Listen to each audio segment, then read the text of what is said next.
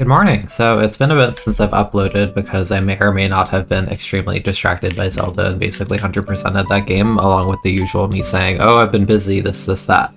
But today I have an upload for you. I wanted to keep it simple for myself in terms of editing, and as you see on the screen, we are holding Decavitator. And Decavitator has been seeing a lot more usage and success in tournaments lately, so I figured, I like this weapon, I main swords, what better time than now to sort of compile some spots I tend to use in matches with the Decavitator dash slash.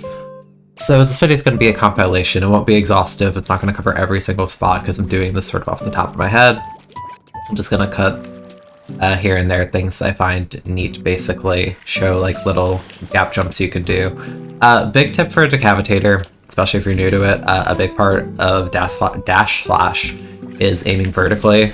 So a lot of the time you might, if you're here, you see a guy there, you might need to do something like this, right? That's something to keep in mind as I show you all of these dash slash spots.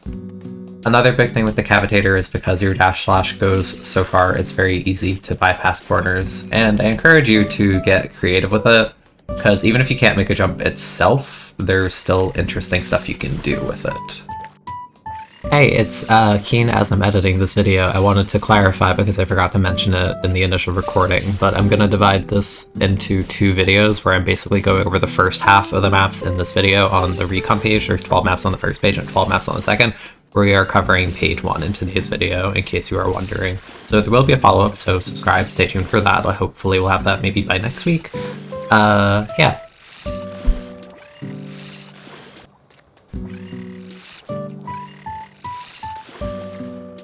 Not gonna lie, that one is pretty difficult. The cool thing about recording this video is that I'm also learning for my own sake, so it's not just you learning and being like, oh, I didn't know that was a spot. Trust me, I'm hoping to find more spots today that I've never really considered using in matches before.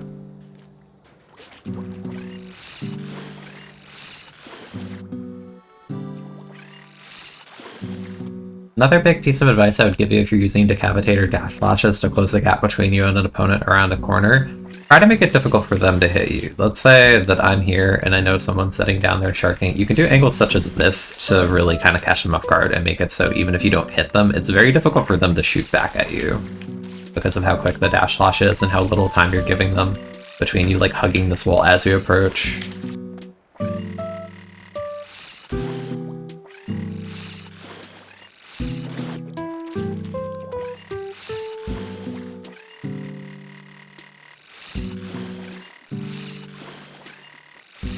Another tip is when you're doing these, you don't want to stand too close to the ledge, because if you do, you'll sort of notice that your character will sort of drop before you actually make the gap jump. So if I try and do this at the edge of this, you'll see that I'm not really making it, but if I move back a bit,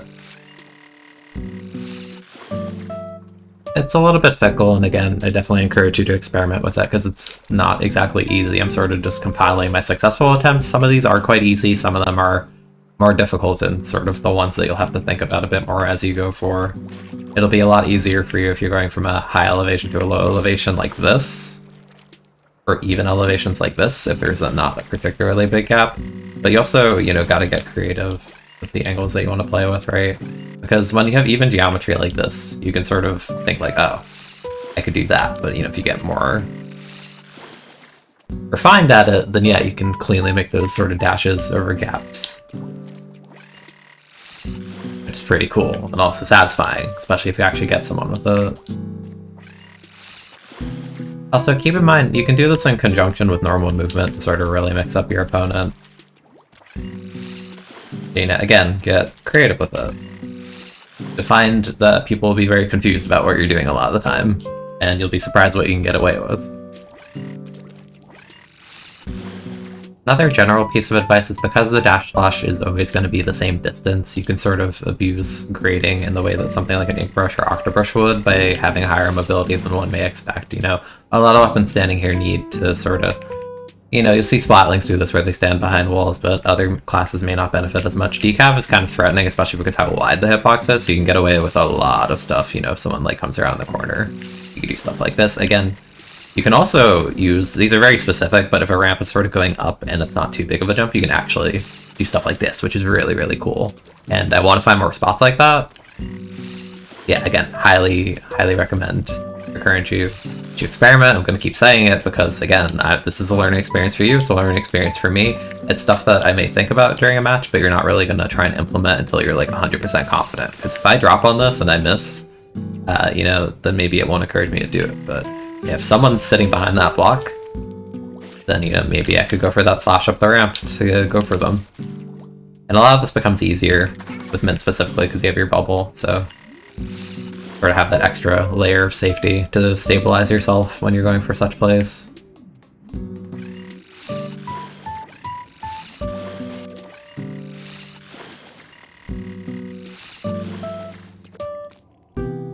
Keep in mind the reverse is going to work as well, where if you're going from high ground to low ground, you can be a bit more lenient. You can also combine that with the thing I mentioned earlier, where you can kind of cut geometry to create interesting moments where, again, sort of doing unique movement that one may not expect. You know, a dually may be able to do this depending on which one it is, but Decav, again, can be very wonky with these things, very unpredictable, because these are the kinds of movements that very few weapons are capable of.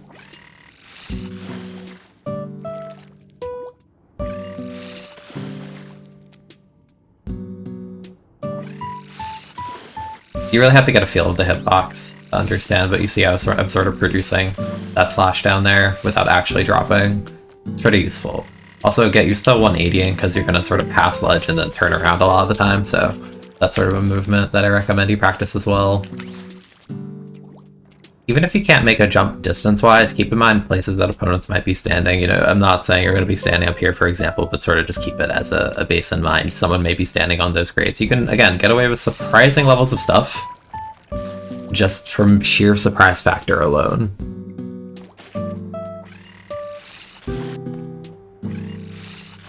Also, I really wish this jump was possible so badly, because it feels like it's so close, because you have the height advantage and there's a gap and everything, but not quite, as far as I know. I've been trying, haven't really succeeded. If that jump is possible, then I would be fishing for this all day in solo queue. Regardless, looks really cool. This ramp, another perfect example of what I talked about, where you can abuse sort of slopes that go up. This ramp is here, there's a gap here, you know the drill already. Practice, get creative. Really cool movement tech right there for you.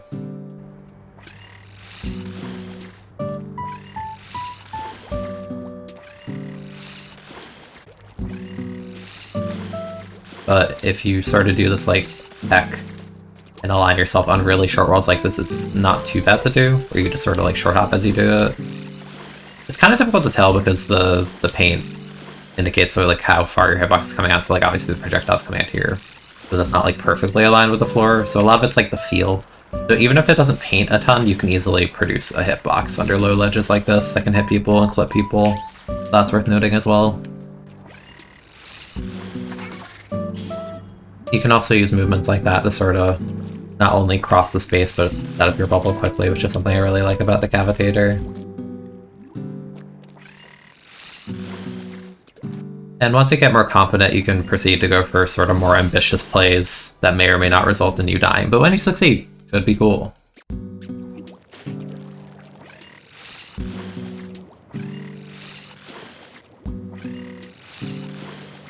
But I can sort of put myself behind this block to protect myself from people on that side if I want to go for that kind of play. And I'm also landing behind a block, which is also useful because, again, makes it a lot harder to sort of punish you for these plays. It's sort of hard to explain. You'll get a feel of it as you play more Decav, but that's kind of also why I talked about the sort of hugging walls thing, because it's a lot harder to shoot back when you're sort of obscured by geometry.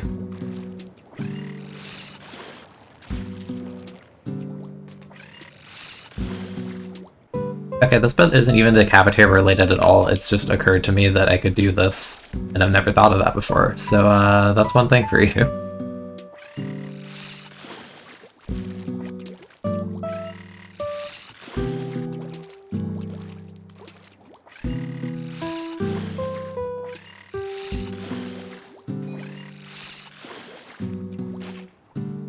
Another thing you'll learn to love about geometry with Decavitator is when you have a ramp like this in an area you can drop behind, it's very easy to just kind of slide up the ramp, throw your hitbox, and end up like safely behind the wall. Definitely worth getting good at that. Extremely useful to get good at. Just like that.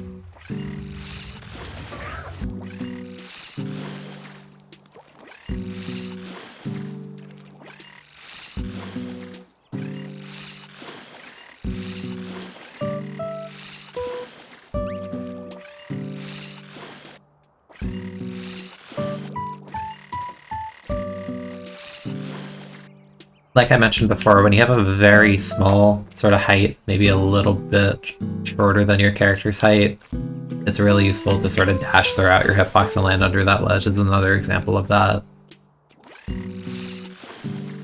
Look at the way that I just fall down when I dash forward. Like, look, I just naturally fall down. You can stand on it. But when you dash... Oop. But when you dash on it, here's what happens. It just pulls you straight down. And you can't dash on top of it either. So, something really weird going on with that. Very strange. So I guess that's your fun solo queue fact. If you're trolling and just standing in spawn, someone's standing down there and you're up here, they might think, oh, you're gonna dash over me. Psych!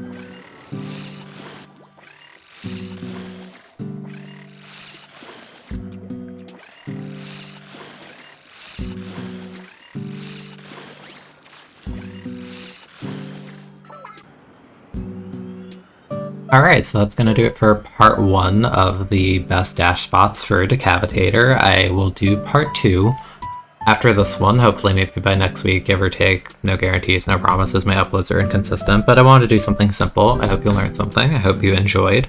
Subscribe if you haven't for part 2, because we are closing in on 3k subs, so it helps. And yeah, I'll see you guys in part 2. Also, I will mention now, because I guarantee you someone will comment and they're right, I didn't recon every single map mode, and I didn't really do TC. Obviously, everything I said applies to the tower itself, so whenever the tower is moving like in front of a platform or anything like that, just get creative, experiment. I'm not going to cover like literally every spot ever, because that would simply be far too long. So, you know, go out there, play the weapon, try it out. Tell me what you find.